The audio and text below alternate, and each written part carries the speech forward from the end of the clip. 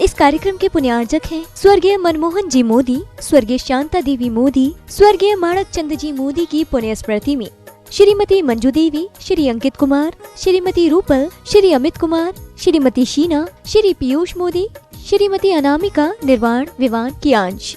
Firm स्वास्तिक fashion Nimbahera, जिला चित्तौड़गढ़, राजस्थान।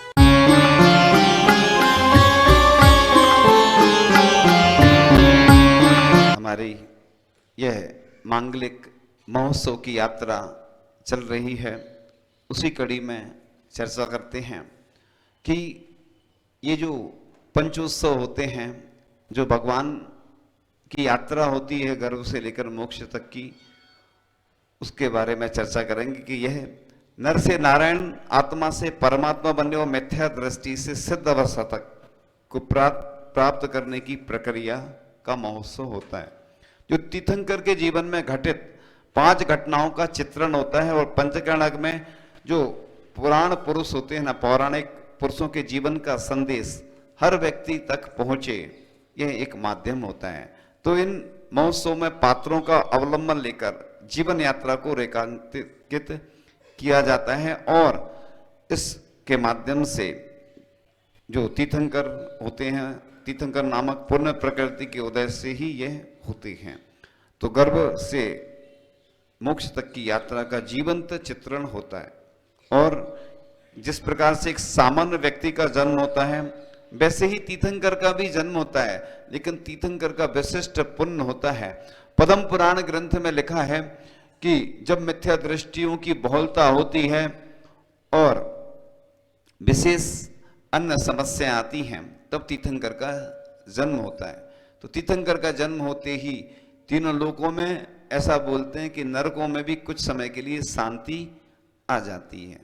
तो ये महोत्सव इसलिए होता है, इसलिए जो अपना तो कल्याण करते ही हैं और प्रत्येक जीव मात्र का उसके माध्यम से कल्याण हो जाता है। तो इस प्रकार से इस के माध्यम से जब गर्भ कल्याणक होता है, तो तीर्थंकर प्रभु की जो आत्मा माता के गर्भ में आती है, उसको गर्भ कल्याणक संक्षेप रूप से बोलते हैं।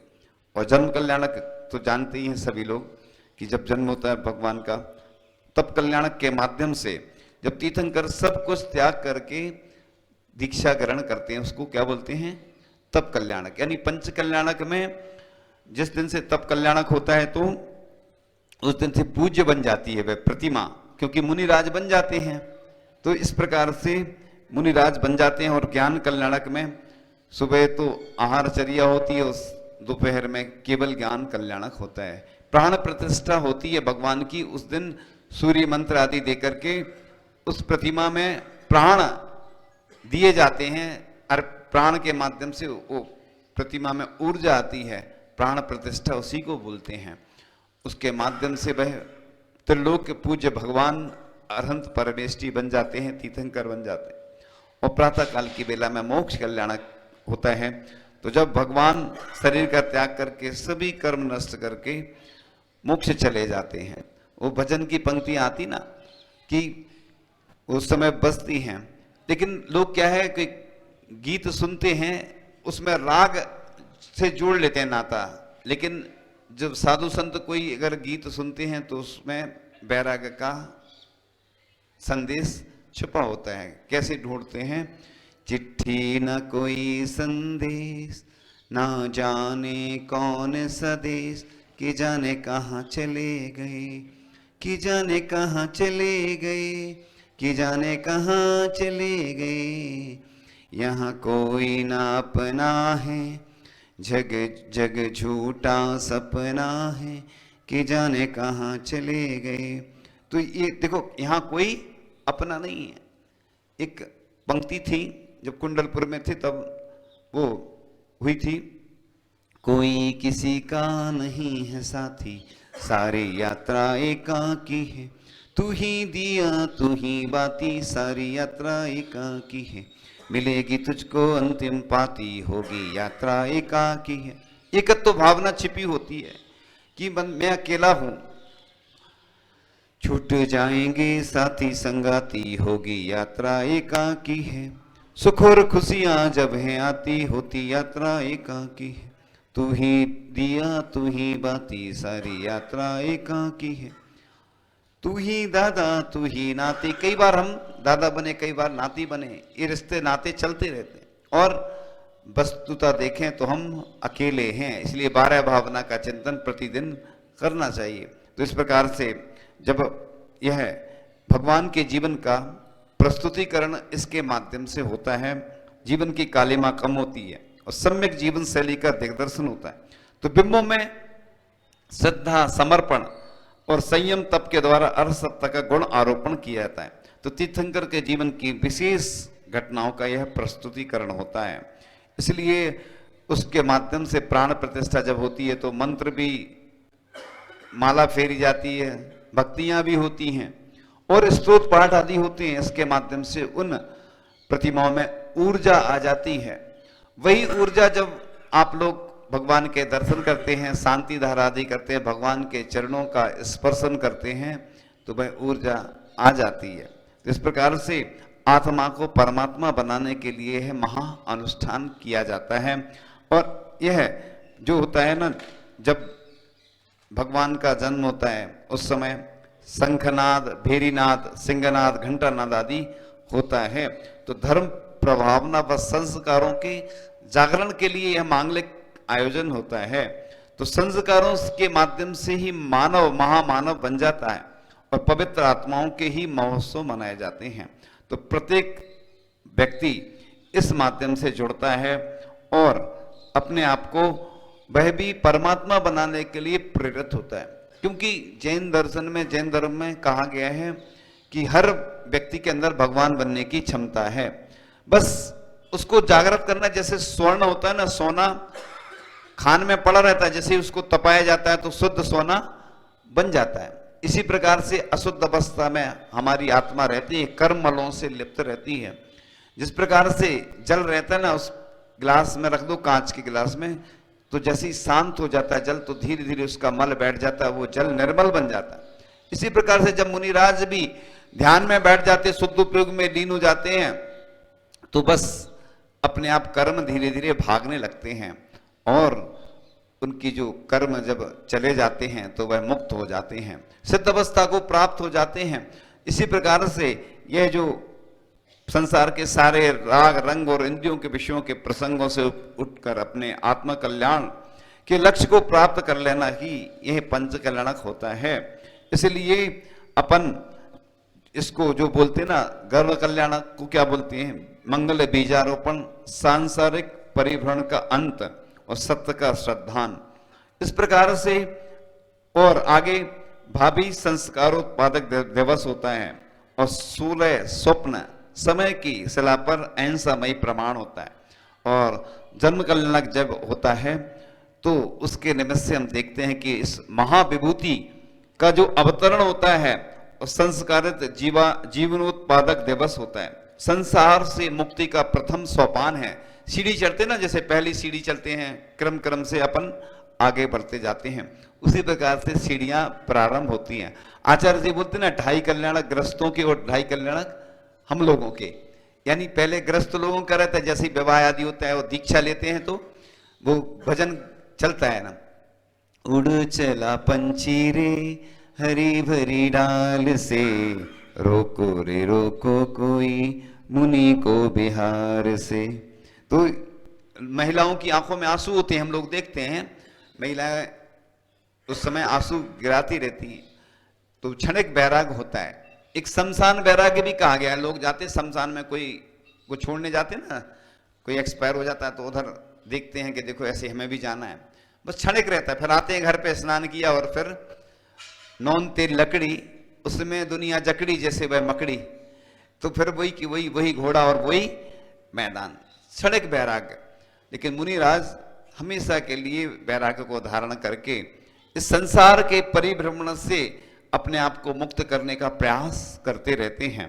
तो इस प्रकार से यह सत्य का उद्घाटन होता है जन्म के माध्यम से, और तप के माध्यम से तप कल्याणक जो मनाते हैं ना, संसार की असारता का प्रतिभाषक होता है, वैराग्य की ओर झुकाव का प्रतीक होता है, और सत्य का आचरण और एक ज्योति दीप जो मानव को अज्ञानता के अंधकार से बचाकर सतपथ दिखलाता है। इसके माध्यम से आगे जो केवल ज्ञान कल्याणक होता है, सम्यक ज्ञान उत्पादक दिवस होता है, संसार के अभाव का प्रतिपादक होता है, सत्य का प्रकाश।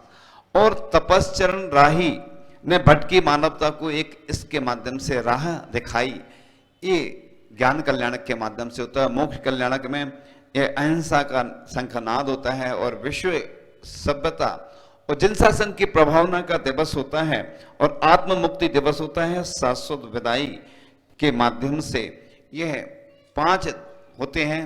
जब प्रारंभ होता है तो घट यात्रा से प्रारंभ होता है, ध्वजारोहण किया जाता है कि ध्वजा किस दिशा में जा रही है, उसके माध्यम से शुद्धि आदि क्रियाएं करके ये पंच उत्सव भगवान के मनाए जाते हैं।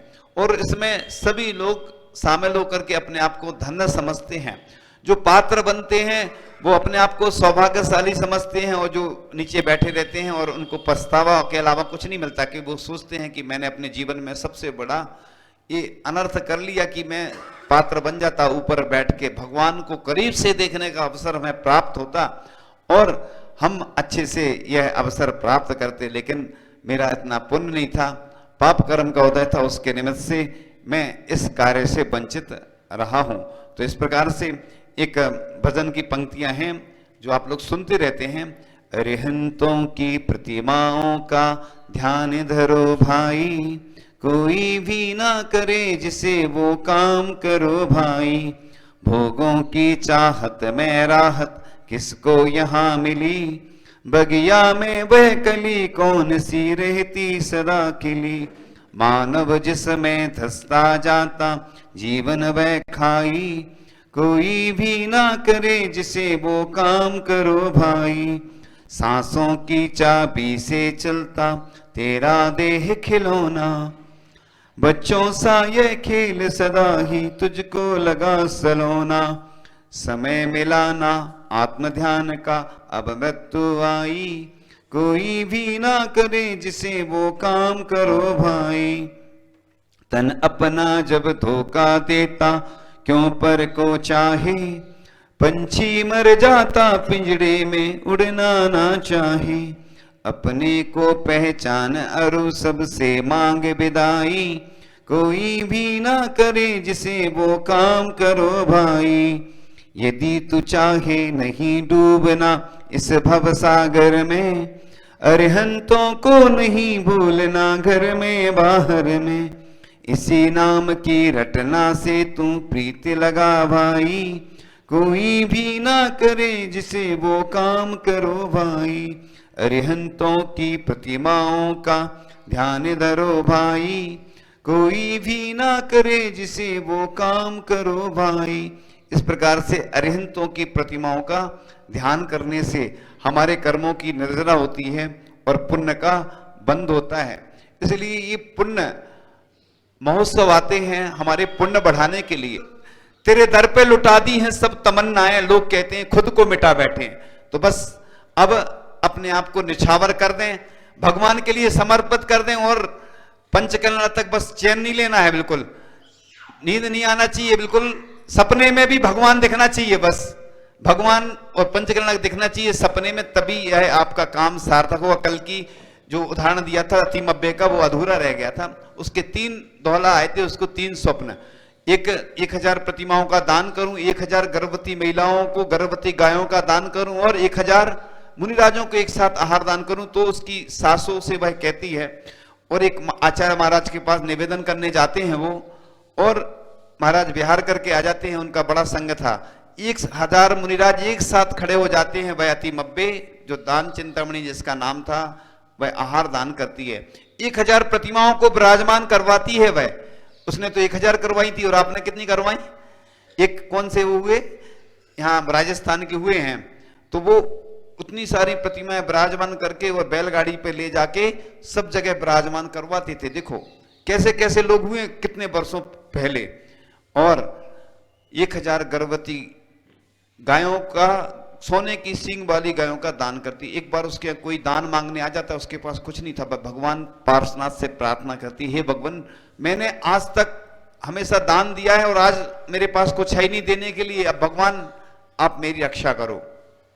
और तुरंत एक लड़का था जिसको उसने सोने के आभूषण दिए थे, वह वापस करने आ जाता है, उसको उसने मदद की थी तो वापस आ जाते हैं, बस सोने के आभूषण जो लोग दान के लिए आते हैं उनको दे देती है। उस महिला ने कई जगह धर्मशालाएं बनवाई, कुएं बनवाए, मंदिर बनवाए, इतना दान देती थी कि उसकी सोने की प्रतिमा बनाई गई उस महिला की। भगवान जैसी नहीं बनाई गई, नहीं तो लोग गलत समझ जाएं, भगवान जैसी नहीं, महिला की एक स्टैचू बोलते ना जिसको, सोने का बनाया गया था। 2000 साल प्राचीन यह कहानी मिलती है, आचार्य श्री ने करीब 10 से अधिक बार इसको सुनाया। तो आप लोग भी पीछे नहीं हटना, आप लोग तो इस अवसर का अच्छे से लाभ लेना है, नहीं तो पछताओगे, इसके अलावा कुछ नहीं मिलेगा। क्योंकि जब आपके रिश्तेदार पूछेंगे, आपके पड़ोसी पूछेंगे, आपके मोहल्ले वाले पूछेंगे आपने कौन से पात्र बने, आपने क्या किया, तो आपका चेहरा नीचे झुक जाएगा। क्योंकि जो अच्छे कार्य करता है तो उसका सीना 56 इंच के जैसा हो जाता है और गर्व से उसको अच्छा लगता है कि मैंने पात्र बने, मैंने ये जब पंचकर्णक हुआ था तो मैं ये बना था। और कुछ नहीं बन पाओगे तो बाद में पछताने के अलावा कुछ नहीं रहेगा। इन्हीं भावनाओं के साथ कि आप लोग इस महा महोत्सव का लाभ अच्छे से लें। भले ही छोटी समाज है मालूम है, लेकिन छोटे लोग जो काम करते ना, छोटी समाज लोगों ने जो जो काम किए ना, वो बड़े बड़े काम होते। बड़ी समाज अगर काम करती तो कोई बात नहीं, लेकिन छोटी समाज अगर बड़ा काम कर देती तो लोगों को लगता है कि अरे छोटी समाज ने इतना बड़ा काम कर दिया। इसलिए कोई छोटा नहीं होता है, कोई बड़ा नहीं होता है, जो काम अच्छा करता है वो हमेशा बड़ा होता है। इसलिए ये जो अवसर आया है, आपका द्वार खटखटा रहा है, आप जाग जाइए, जागृत हो जाइए। आज से ही आपको काम प्रारंभ करना है और जुट जाना है। बिल्कुल आपको है ना, बिजनेस थोड़े कम कर देना, बिजनेस में 2 लोग बैठे रहते हैं ना, तो एक जन को बैठा देना, काम पहले है, बिजनेस तो हो जाएगा। वो 5 दिन तो आपका वैसे ही ऑफ रहना है ना, क्लोज्ड रहना है सबका, क्योंकि बिजनेस जब तक बंद नहीं करोगे तो 2 में से एक काम होगा। देखो कुछ आसपास के लोग हैं जो जहां कार्य करते हैं, उनको भी छुट्टी मिलने की उम्मीद है, समझ गए होंगे, नाम नहीं लेंगे क्योंकि बात हो गई है। और वो बड़े उदार हृदय व्यक्ति हैं जिन्होंने कह दिया है कि 5 दिन तक हम इनको छुट्टी दे देंगे। देखो वो तो हमेशा समर्पित रहते हैं। ऐसे ही अपना दिल बनाओ कि हमें बस अब व्यापार तो 5 दिन बंद रखना है, जैसे विवाह होता है तो बंद रखते हैं। ये हमारे पंच परमेष्ठी का, हमारे आराध्य का महोत्सव है और सबको हमें बुलाना है, सबको लाना है, सबको बताना है। बस पूरी दुनिया भी इधर आ जाएगी तो समझ आएगी, घबराना नहीं। लोग घबराते हैं कि अरे इतने सारे लोग आ जाएंगे, कैसे व्यवस्था होगी। तुम नहीं करोगे व्यवस्था, सब हो जाएगी। और वैसे भी इतने ज्यादा दिन के लिए कोई आता नहीं है, लेकिन सबको अपन तो बुलाओ, है ना, सबको आमंत्रण दो। चूल से निमंत्रण बुंदेलखंड में बोलते, पूरे परिवार से देते भोजन में, जैसे ऐसे सबको बुलाओ कि आपको तो आना ही है, बिल्कुल, है ना, सबको खबर कर दो बिल्कुल। और बस आज से आप युद्ध जैसे जुड़ जाइए। अब चैन से नहीं बैठना है जब तक कि पंचकर्णक महोत्सव बिल्कुल निर्विघ्न संपन्न नहीं होता है। इन्हीं भावनाओं के साथ परम पूज्य आचार्य भगवान गुरुदेव शिक्षवाट विद्यासागर जी महामुनिराज की।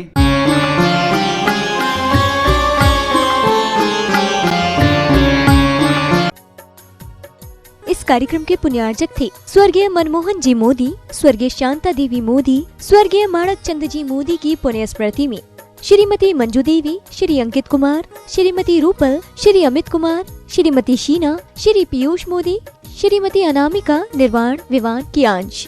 फर्म स्वास्तिक फैशन निम्बाहेड़ा, जिला चित्तौड़गढ़, राजस्थान।